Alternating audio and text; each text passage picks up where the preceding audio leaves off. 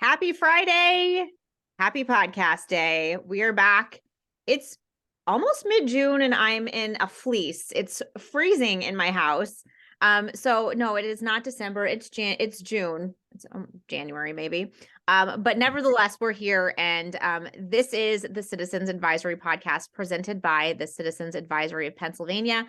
I am Jess Stahlnecker, Executive Director, and I'm joined by Ben Herring. He is always a good co-host. He's the vice president of our organization. He's also the chair of our law and strategy committee, a military veteran, and a father. And because he has a daughter, he has a big interest in what we're going to be talking about today, which is Title IX, and how that kind of bleeds down to us. This Title IX is a federal law, right? And how it kind of bleeds down to us at the state and the school district level. Like, this is stuff that can affect our kids. And so there's been a couple proposed updates to Title IX. A lot of you might be familiar with what Title IX was originally intended to do. We're going to talk about that today. First, we also want to talk a little bit about the fact that this is a timely topic because we're right smack dab in the middle of what many of us, have been trying to put our blinders on, but we're in the middle of Pride Month, okay? And we're seeing all kinds of, I don't know, a lot of division in this country, right? There's a lot of boycotting companies, Target, Budweiser, all those things. And now we're at the point where we feel like we do need to talk a little bit about this because it's important for you to understand where we stand as an organization. This is a very divisive topic. And so we want to just put some things out there so you understand where we're coming from. So Ben, I'm going to give you the microphone first, and then I will add my 2 cents in a little bit. Yeah, thanks, Jess, and happy Friday to all. So this topic is something that I personally said I would like to make a statement on this flat out because it's important for folks to know where we stand on this, but it's also as important, if not more important, to verify and validate the true issue here because people like to hijack news stories. They like to put out these little headlines, and they of course love the word game, which is, if you don't agree with what I'm doing, you're this, you're that, you're a racist, you're a bigot, you're all this stuff. I'm so sick of it. And I'm so sick of the cowards that won't stand up and actually come back and say, no, you're absolutely wrong. You know what I mean? And like fight back on this fake narrative that's out there. So let's be crystal clear about what is happening right now. Like Jess said, we're in the middle of a month-long celebration where you have Memorial Day, which is one day for people that fought for this country and died. And I think it's so important to really clarify, our vision and our moral beliefs with this topic. It's not about somebody's sexual orientation. Let me say that again. It's not about somebody's sexual orientation. People love to do that. LGB, in my opinion, has been hijacked by everything else. These folks have been hijacked, and it's very unfortunate because there's a lot of really good people that are lesbian, gay, and bisexual that are now part of this movement, which is taking, in my view, a very bad turn. So where we stand, where we will always stand, is for the children. And that's the crux of this conversation. When you're talking about your sexual preference with a child, you are not some hero that should be glorified. You're a predator. You should never talk to a child about who you want to go into a room with. That is disgusting. That's predatory behavior. That's what we don't stand for, never will, and we will continue to fight against. So this topic today is very germane to this whole conversation. When it comes to Title IX in schools and you're talking about, quote, gender identity or sexual orientation, for who? A first grader? A first grader that should not know their sexual orientation because they shouldn't be doing that kind of stuff? And why are the adults pushing this on them? Right. It's disgusting. It's despicable. It's every other word that's out there that's worse than that. But where we draw the line is we don't care about your sexual orientation. You should not be treated separately of anybody else. You should not be discriminated against. Let's be clear. But when you start getting into where the children are involved, then we're going to be right in your face because we're not going to allow that to happen. Exactly. And I think that that goes along with what we're seeing. I think a lot of people are waking up because I feel like Target crossed a line. I feel Yep. like Bud Light crossed a line. And so when you start to basically, let's talk about Target for 1 second, okay? Mhm. We're not gonna live here, but let's talk about Target for 1 second. Who really is the primary target market of that department store? It's moms with young kids. And when you walk into that store, and I'm telling you that the Pride display, I haven't been in there because I'm not going there. But I know that the Pride display was front and center. And not only that, but okay, so most kids are gonna be like, oh, it's a rainbow, whatever. Like, okay, fine. Um, but when you walk into the children's department and there's chest binders for young girls, okay, and there are tuckable underwear for toddlers, that's a thing. You can look it up. People were saying, Mhm. oh, they weren't marketing it towards the kids. They sure as heck were. Yeah, they Okay. lied about most of that Yeah. stuff. So you can find it online. Go ahead, go and look. Okay. Mhm. But that's where you cross a line. Most Yep. people don't have anything to say about a rainbow t-shirt tucked away in the women's section or the men's section. Like, I really don't care. I don't, like you said, I don't care about someone's private sexual life. Okay. Like, that is not my business. And I treat everyone the same equally. However, when you start to really engineer this to market towards the kids, that's the problem. And that's where people are waking up. And now this is where you're seeing the division. You're seeing the clash. You're seeing the culture war kind of come to Mhm. a head. But it's a really ugly movement on that side. And it's not just about equal rights at all. Like, it It's is an not. ugly predatory movement that people aren't necessarily understanding. When we talk about parental rights and we talk about protecting our kids, that's where we draw the line. Mhm. Yeah, and it's very, very good points. I mean, we can talk for hours about this because there's so many examples that are out there. But you look at these quote family friendly events they're having. I blame the movement for this because if you don't agree with it, somebody needs to stand up, be a leader, and shut it down. But these family friendly events that are having men dressed up in bondage, whipping each other with stuff, and there's children at the parade watching this. You are a predator. You are not some glorified hero that's standing up for your rights. You're a predator. That's disgusting. And what rights? And we're going to talk about this today because there's a lot of factual information we're going to put out there because it's very clear that these rights that they say they don't have, it's all a farce. It's all a lie. Sexual orientation has been rooted in our laws for a long time. Yep. Yeah, 30 years ago it might not have been, but the progress that's been made has been very beneficial to that community, the LGBT community. So that's why I say they're being hijacked because they've already made it to where they're treated equally. But Right. now we're going down this predatory grooming stage with these disgusting human beings. And honestly, Ben, if I were a part of that community, the LGBT community, Mhm. I would be really upset to even be associated with the rest of that alphabet.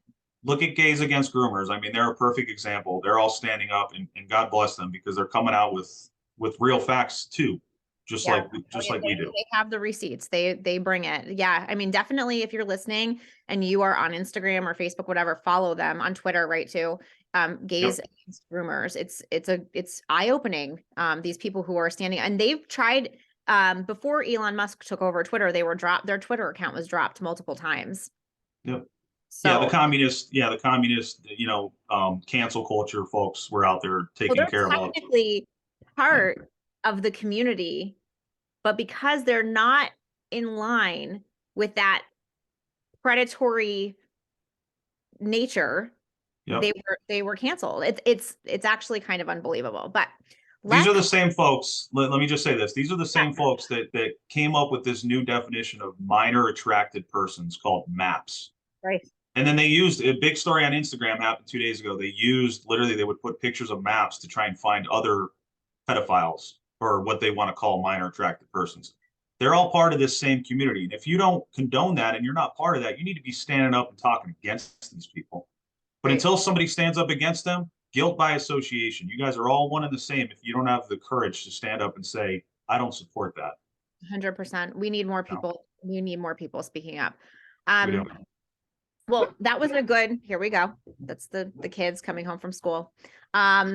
That is what is going to lead us into this Title IX conversation. Okay. So let's start with Title IX on a federal level. And me, I, grew up, I was a collegiate athlete, a dual sport collegiate athlete. Like I was so appreciative of what Title IX was initially meant to do. So let's start there and let's talk a little bit about the proposed updates to Title IX by the Biden admin and how that's going to completely flip things to almost negate the original purpose of Title IX. So I'm going to leave that up to you, Ben. You're the expert here.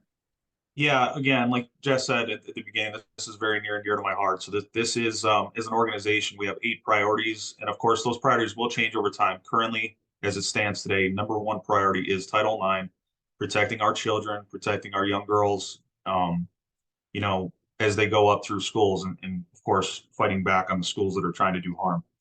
So, excuse me, on January 20th, 2021, wasn't that long after the inauguration. In fact, was it that day? I think, wasn't it like the next day? Yeah, so January we're 20th talking, was the inauguration. yeah, so that day, somebody went back to his desk and signed an executive order. That very same day. That tells you where this priority is on his and his administration's radar. And it was also International Women's Day when this executive order was signed, just for a little irony there, disgusting irony too. Mm-hmm. So this executive order, this edict, this dictatorial, you shall, kiss the cloak garbage that comes out, basically gave agencies 100 days to look over their discrimination criteria and processes and find a way to include sexual orientation and gender identity in all of the discrimination policies. This is for every federal agency. So as we know, one of the big agencies that's out there on the federal level is the Department of Education. So gave them 100 days to come up with. He basically it's an edict to the I won't call them leaders because they're not, to the heads of these agencies to say, there's a new sheriff in town. These are my priorities. How are you going to make my priorities a real thing? So you have 100 days to figure that out, right? So then again, no courage out there. These people are just like, okay, whatever you say. Mm-hmm. So DOE started drafting their little language to change Title IX. Now, Title IX, just to take a real quick step back, in 1972, when this was implemented, it was to do exactly, Jess, and you were the beneficiary of Title IX. It was to take any federal funding that went to schools. Now, again, federal funding is our money. I love when people say, oh, federal or state, or it's still our money. We're still paying our taxes. Right.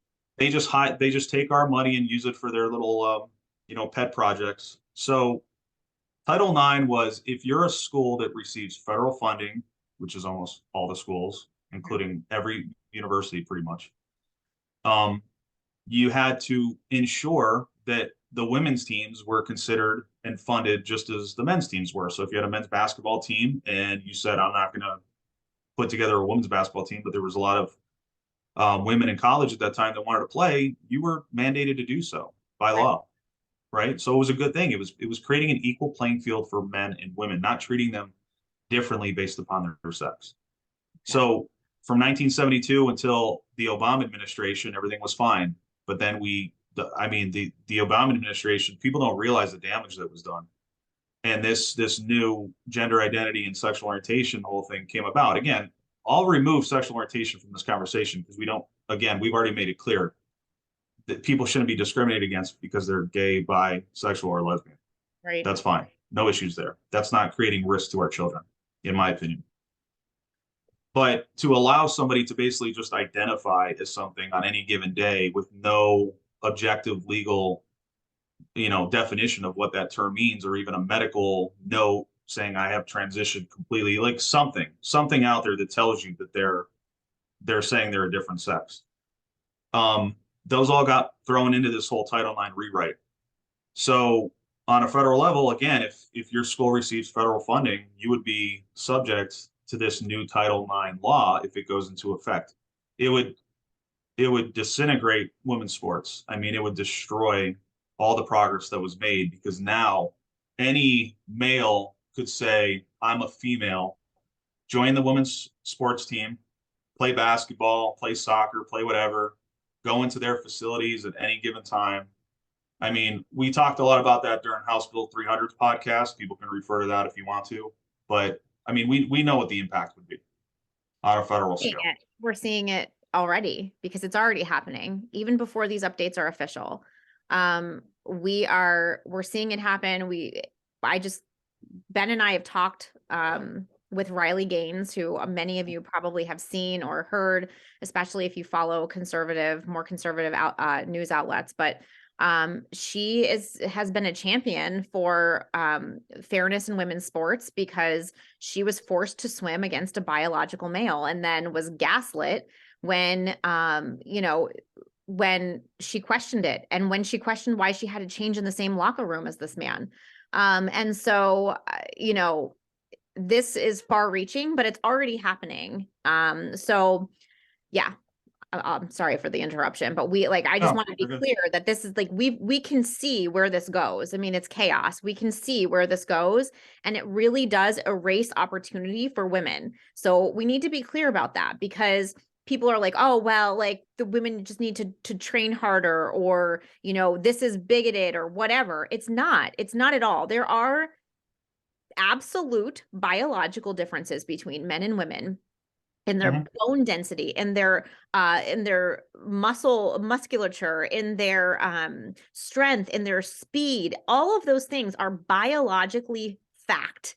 And so when you start to place men in women's sports, you have an unfair advantage. And Riley talks about the fact that there were women on that pool deck on the day of the national championships crying because they missed out on All-American by one place, and it was because they were pushed out by a biological male. So Yep. it does affect people. We have to make sure that we're understanding that, it's not just, oh, well, we have to cater to this person's feelings or how they feel or how they identify on that day.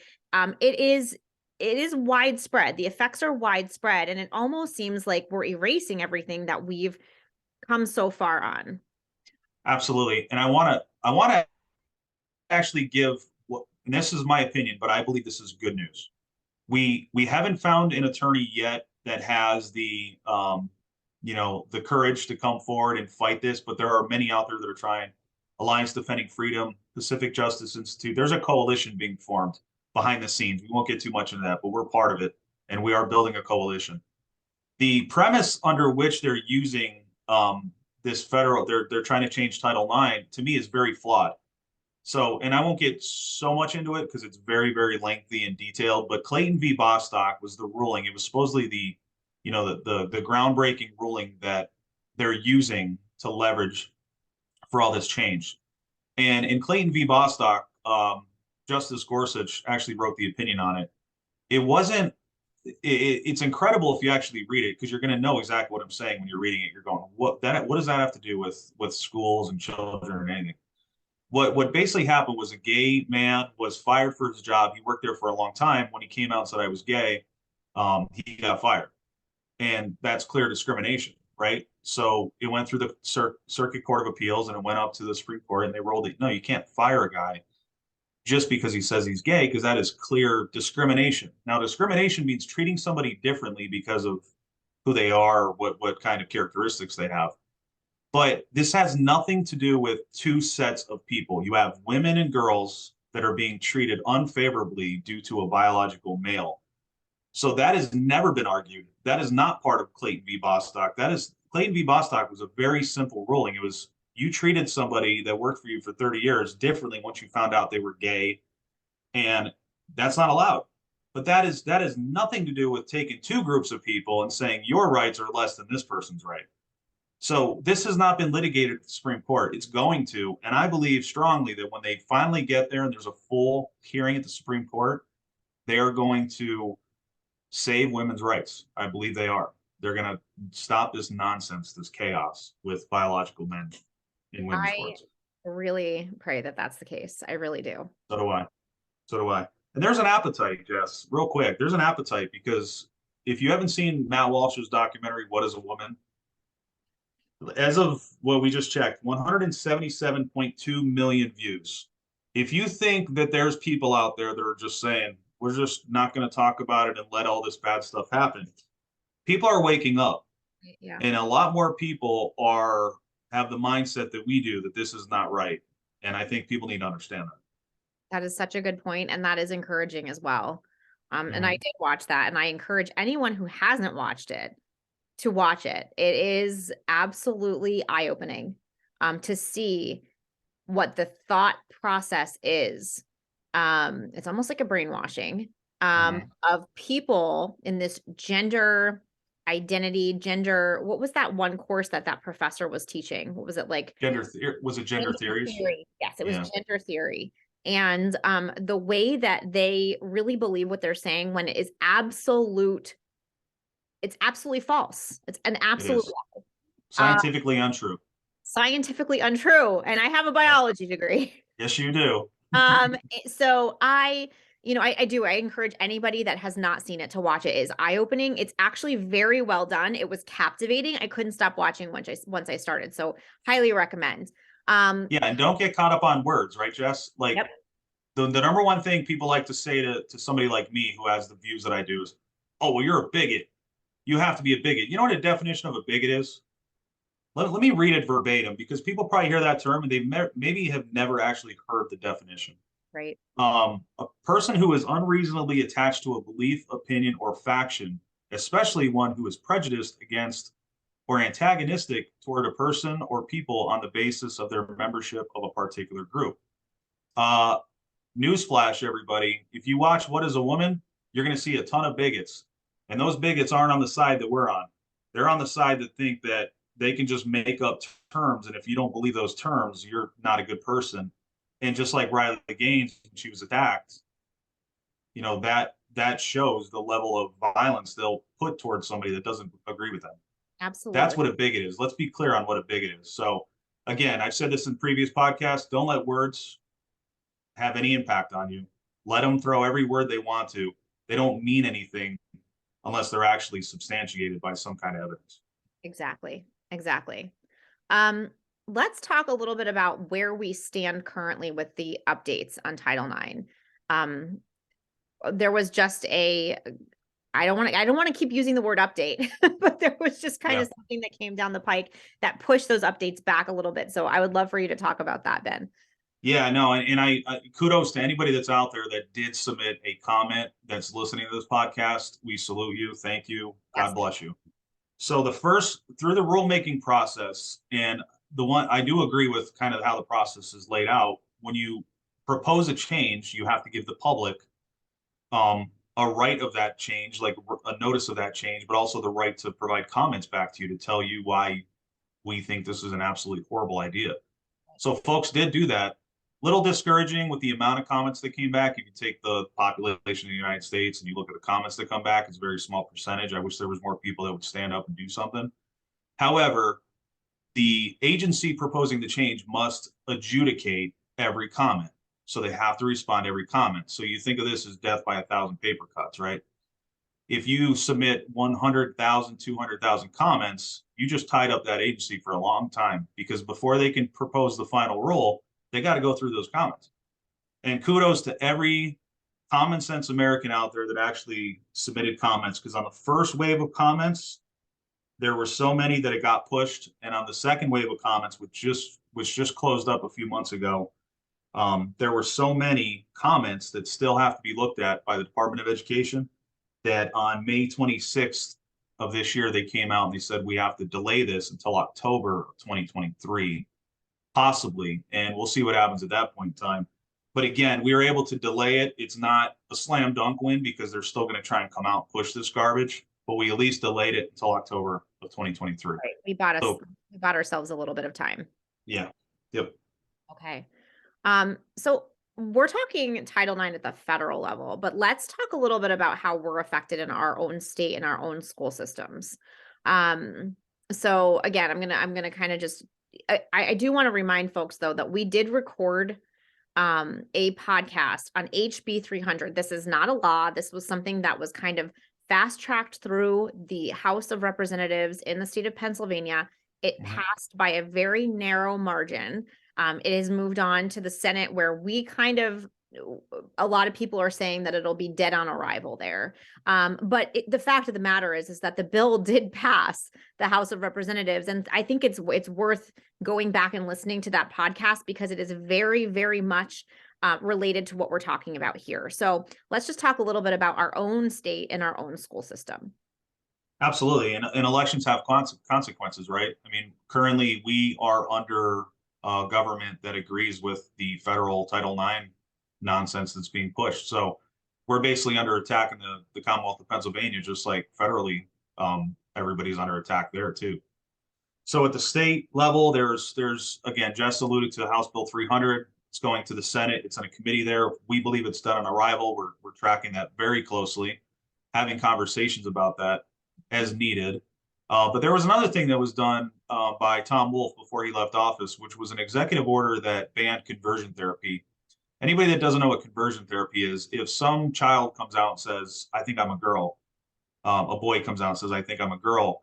Conversion therapy is actually where a licensed medical professional would talk to you and say, well, maybe you're not. Maybe you're just having some weird thoughts, and let's sit down and actually have some one-on-one counseling to talk about that. Does that sound like a horrible thing to you, Jess? No, no. Yeah. Especially since the opposite end of the spectrum is to take them at their word at a very young age and make irreversible changes to these children. So I Sure. think that is a very smart first step for maybe Mhm. someone who is actually suffering from gender dysphoria, which is a very, very minuscule, by the way, percentage of the population. Very Correct. minuscule.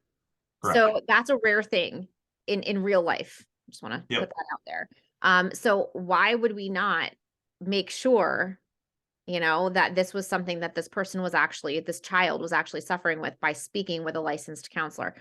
So okay, so Wolf Bandit, great. Hmm. Yep. Wolf Bandit. That gives you the appetite of these clowns that are down in Harrisburg. They said nope, no conversion therapy. If a child says he's a frog, he's a frog. Nobody talk about it. He's a frog. Treat him like a frog. So that was one thing he did before he left office. Now elections have consequences. Let me say that again. Somehow we put in Tom Wolf 2.0 with Josh Shapiro. Josh Shapiro's picking up everything that was left, Yep. and he's following through on the same exact thing. So that's where House Bill 300 came from. Was that push again to make this gender identity quote thing part of a discrimination laws? The Human Resource Commission, Pennsylvania Human Resource Commission, which we talked about as well, part of House Bill 300. They're the ones that submitted that regulation change to include definitions of sex now in the Commonwealth of Pennsylvania would include sexual orientation, transgender, gender identity, gender theory, expression, all the other words, whatever. Mhm. So those three things, kind of the three-headed monster here, banning conversion therapy, pushing legislation through that literally would make gender identity part of a law that you can't discriminate against on somebody because they say they're a frog. And then finally the regulatory change that we did see, which that final rule did come out. So right now that's a thing. So again, we're under attack in the Commonwealth of Pennsylvania, no doubt about it. So, like, because we are always gearing our podcast towards parents, right? Mhm. We are here for you. We want the same things for our kids that you want for your kids. And so, Yep. what can parents do? I mean, to push back on some of this stuff. And I mean, there's no doubt in Pennsylvania, like, we are seeing this like full steam ahead. There's no doubt. Mhm. So, we've already seen it because we see a lot of things across the Commonwealth that maybe not everyone is aware of. I think we've referenced some of those things in previous podcasts, but like, we know that protected private spaces are becoming a thing of the past in the state. And that includes bathrooms and locker rooms in schools. So I mean, as a parent, like, what am I doing? What should I be doing here? Yeah, great question. And this is what we are all about. This is why our organization was born, a year ago, year and a half ago, formally a year ago. Right. Because we want you to reach out to us. We have a lot of the behind the scenes intelligence already, within our grasp. We already have a lot of this stuff. So first and foremost, reach out to us and let us know if something is happening. I'm sure we can help you. I'm sure we've probably seen this before, and we're more than happy to help because, again, this is our number one priority. So at the end, we'll give you the email address, but please reach out to us if this is occurring. But I want to touch on a few things we've done already. Again, we're an organization about action. We don't sit around. We go after things. We go on offense when everybody else wants to play defense. So we've submitted right to know requests to 4 different school districts in the Commonwealth because we received a report from taxpayers, parents, and concerned citizens within those areas. So we had Owen J. Roberts School District that the superintendent during a school board meeting basically said, we cannot discriminate, or he didn't say that. He said some other just garbage spewing out of his mouth, but basically got to the point of, boys can use girls' bathrooms. He basically came out and said that in a public meeting. So we said, whoa, you can't. So let me be very, very, very, very clear. What you've heard in this podcast, I want to tie it into 2 things here. Federal funding that goes to states to include all the ESSER funding that came out. There is right now, Title IX is not changed. Title IX does not include gender identity or sexual orientation is in most 103 policies. Again, let's exclude that. But you can't allow a boy to use a girl's bathroom right now in the state of Pennsylvania and think that you're legally sound. And people are just trying to do it because they think nobody's smart enough to actually look at the details. We've looked at the details. It's not allowed right now. Let's be very clear about that. So if there is a boy going into your daughter's spaces in school, you need to reach out to us because we're going to take care of it. Cumberland Valley School District also reached out to them. Shaler Area School District reached out to them. And Southern Lehigh School District. Not only did we send a legal notice to them, I went to one of their school board meetings, but all 4 schools, to be clear, we asked for explicit language, authoritative guidance, memorandums, anything that allowed them to use gender identity as part of their 103 non-discrimination policy. All 4 schools came back and said, gender identity is not part of our non-discrimination policy. You know why they said that, Jess? Because it would be illegal for them to say that it was, because Title IX is not changed. So they can't do that. So that's what we've done. We're exposing these school districts one by one, that if they want to go out there and stand up and basically virtue signal to their constituents during a school board meeting, we'll get the receipts from them. We'll show them to the public. And we'll prove that what they're saying is incorrect. Right. And then we are willing. And, one thing I'll say just to finish up the question about parents, if somebody, God forbid, is harmed, we hope that never happens. But if you have a child that literally suffered harm, whether it's physical harm, mental harm, because of a school instituting or allowing this to occur, then we absolutely want to hear from you, because we are in touch again with that coalition of attorneys and coalition of folks that are fighting back on this. Mm-hmm. And that would be something that we can look to get some immediate remedy on, if need be. And we're willing to fight with you. We are absolutely willing to fight that. Yep. No doubt. One thing I forgot though, too. So this is a little kind of part of our strategy. So the Department of Education, Office of Civil Rights, is the arbiter of any federal discrimination, which would include if a boy goes into a girl's bathroom. Here's the trick. The DOE are the ones that are pushing this. Right. But it's not changed right now. So if you submit a complaint through the Office of Civil Rights, you're going to force their hand. Mm-hmm. They got to do something. So what are they going to say? They're either going to put in writing, we don't believe this is discrimination because gender identity is included, which we know is not allowed. That's illegal right now. Or secondly, they're going to have to investigate it. And if they're following the actual statute as it stands right here today, they're going to have to find the school at fault for allowing a boy to go into the girl's bathroom, and they would have to fine them or put any, corrective actions upon that school district. So that is another important tool that we will use. So if that's happening, again, reach out to us and we will use it. In fact, I think we've pretty much concluded today. And so if you need to reach out or you have something that's going on, you can go to our website, okay, at citizensadvisorypa.com. Okay. And you can click submit a report. All right. And that comes directly to us. We put it through our workflow. We take a look at what you're saying and what has happened. And, we take action from there. So don't forget to check us out on our website, citizensadvisorypa.com. You can also check us out on Facebook. We have a private group. We are also on Twitter, Citizens Advisory of PA. And if you're enjoying these podcasts and these conversations, please don't forget to like, subscribe, and share. And I just want to thank Ben for all of his expertise in this area. Again, he is taking some time out to do this with us today. So thank you so much, Ben. And head up, everyone, right? Like there are, this is kind of a war. But we are optimistic that in the end, if enough people wake up and stand up, we will win and some order will be restored. Yeah. And let me say this too, like, if you're sitting back and you think this is happening or you're concerned that this may come to your school district, just shoot us a note and get involved with us anyway. Just be part of our coalition. And if you don't have, and I'm not saying this in a mean way, if you don't have, the courage or even the wants to stand up and kind of battle in a public space with your school district, you could still be aligned with us. We are the ones that are going to go there and do that. I'm more than happy. Folks can jump on the train here. We're going full steam ahead, and I'm more than happy to be the person that goes and speaks if I need to. So don't think there's not somebody out there that'll do it, because I absolutely will. That's why we're here. Yep, absolutely. So, hey, thanks, Ben. Thanks everyone. Thank you. Like I said, please like, subscribe, share with anyone who you think might need to hear this today, and have a great weekend. Thanks, everybody. Thank you.